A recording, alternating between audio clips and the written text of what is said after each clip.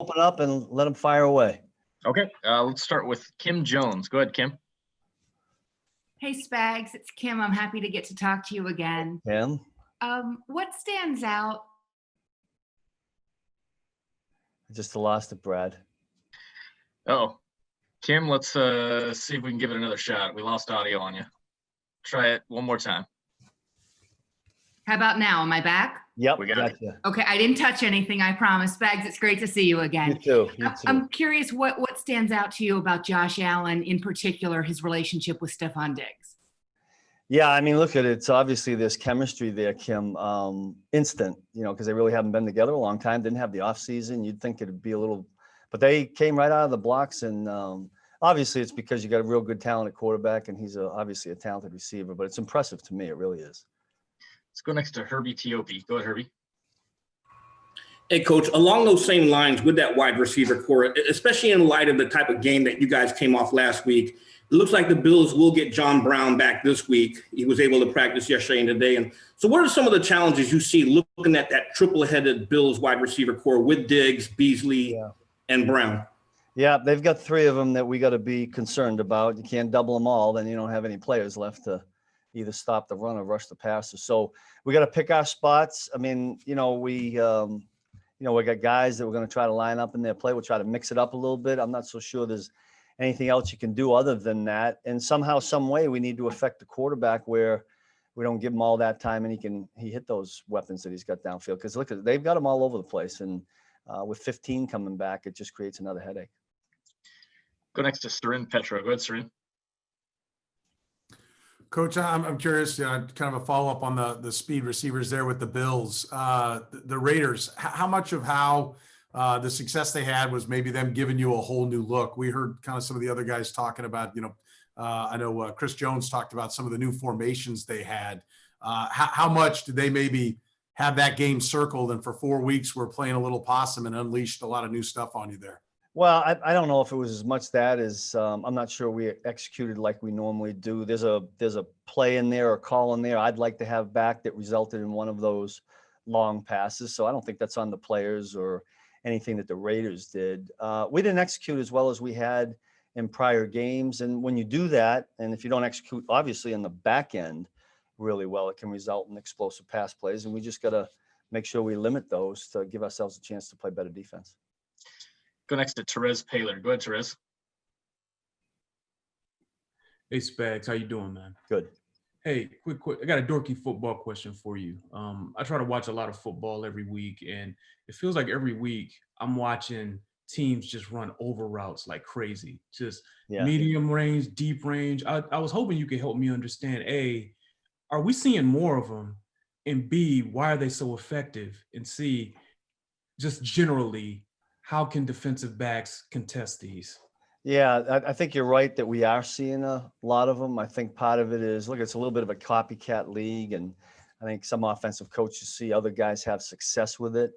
I've always felt with that A, you got to have somebody that has enough speed to get over there. And if you don't, you better have an offensive line that can give the quarterback time. But I think we got offenses in this league that have that, and or the quarterback can buy extra time. And is it challenging to the defense? Yeah. If you're in man, a lot of times it's hard to stay with a guy that fast on an overdrag, especially if you're outside leverage. So there's a lot that goes into it. You'd think that zone coverage would be best against it. And that you're going to rely on somebody on the backside having good zone eyes. But I think you're right in what you're saying. We call them burners or speedos. There's a lot of those around the league now. I think with receivers that have the speed to get over there real quick, it makes it real challenging for us. Go next to Nate Taylor. Go ahead, Nate. Hey, Steve, wanted to ask about your blitzes so far this year. From a percentage standpoint, do you feel like the blitzes are pertaining most to the quarterback in anticipation of a pass? Or how much do you feel like you're having to blitz in order to contain some of the running lanes that might be available to a running back? Yeah, as you're asking the question, I'm kind of going back to last year where we kind of added some run blitzes that I thought helped us as the season went on. We have them for both. I didn't feel like we could get to enough of them last week. Some of it's dictated by down and distance. And like I'm always telling the guys that you earn the right to rush the passer. You got to be good on first and second down to get in those obvious passing situations and then try to do some things that might challenge the quarterback or the offensive line. So part of our challenge is being better on, I think, on first and second down. Let's go next to Harold Kuntz. Go ahead, Harold. Hey, Spags. When it comes to Sunday's performance, and then you see a performance like that, and then you don't see the defensive line getting any pressure, getting back there. Frank Clark specifically, went up against Colton, a guy that he usually dominated, and went the complete opposite. Does it kind of take you back and you have to reset some things, or do you just kind of say, all right, we're doing the right thing. Yeah. Just going forward, we need to just change a couple things here or there. Yeah, I mean, you got to look at it. That's what we do. That's what coaches do. But you can't hit the panic button. If you believe in what you're doing, you stick with what you're doing. You just do it better.